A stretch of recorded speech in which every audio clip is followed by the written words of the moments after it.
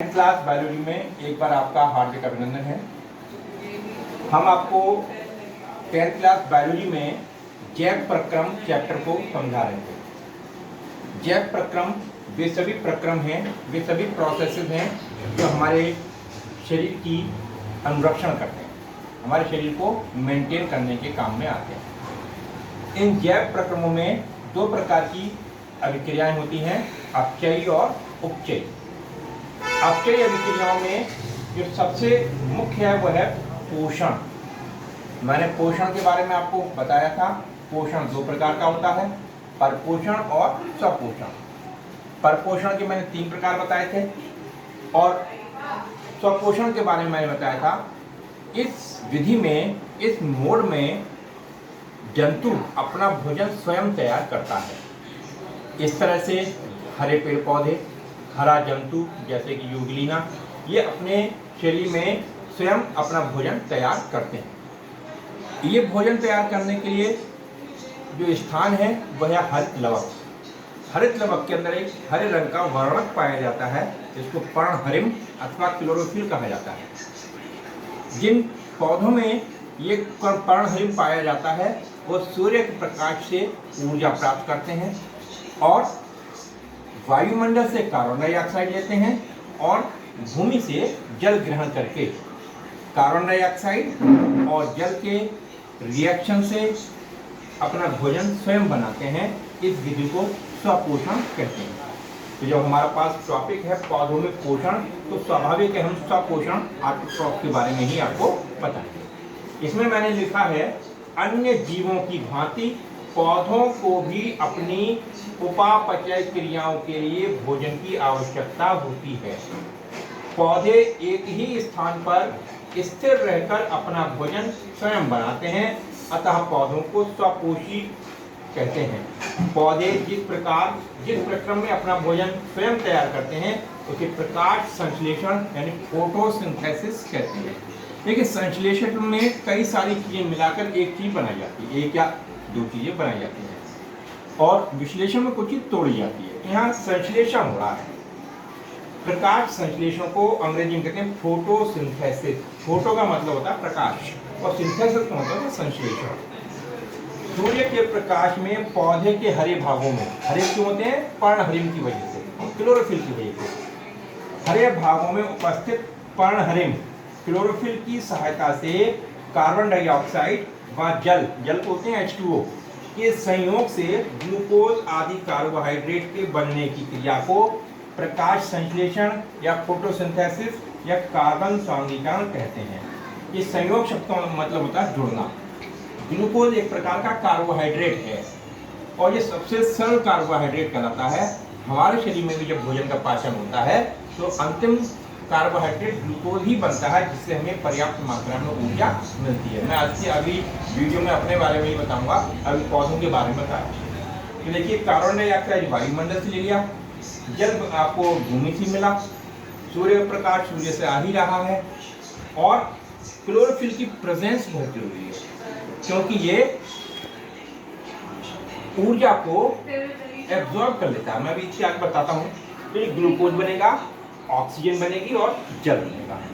ये ग्लूकोज एक प्रकार का कार्बोहाइड्रेट है और ऑक्सीजन वो गैस है जिसे हम अपनी श्वसन प्रक्रिया में इनहेल करते हैं, अंतर श्वसन में लेते हैं। अब प्रकाश संश्लेषण के में हमें वो मैकेनिज्म बतानी है किस प्रकार से प्रकाश होता है। प्रकाश संश्लेषण के दो, एक अंधेरे में होने वाला और एक उजाले की क्रिया विधि में। आप इसके 2 चरण हैं, अंधेरे में होने वाली अभिक्रिया और रोशनी में होने वाली अभिक्रिया।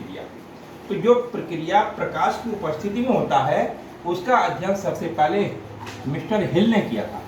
हिल साइंटिस्ट ने किया था, इसलिए इसका नाम हम हिल रिएक्शन भी कहने लगे हैं। हिल ने इसका अध्ययन किया था। हरित लवक के अंदर ग्रेनम होता है और ग्रेनम में पर्णहरिम होता है। हरित लवकों के ग्रेनम में उपस्थित पर्णहरिम सूर्य के प्रकाश अवशोषित करके सक्रिय हो जाता है और उत्तेजित इलेक्ट्रॉन निकलते हैं। इलेक्ट्रॉन ऊर्जा प्राप्त करके उच्च ऊर्जा स्तर में जाते हैं। एडीपी से एटीपी का निर्माण होता है। एडीपी का मतलब होता है एडिनोसिन डाइफॉस्फेट और एटीपी का मतलब फॉस्फेट। इसको हिल रिएक्शन भी कहा जाता है।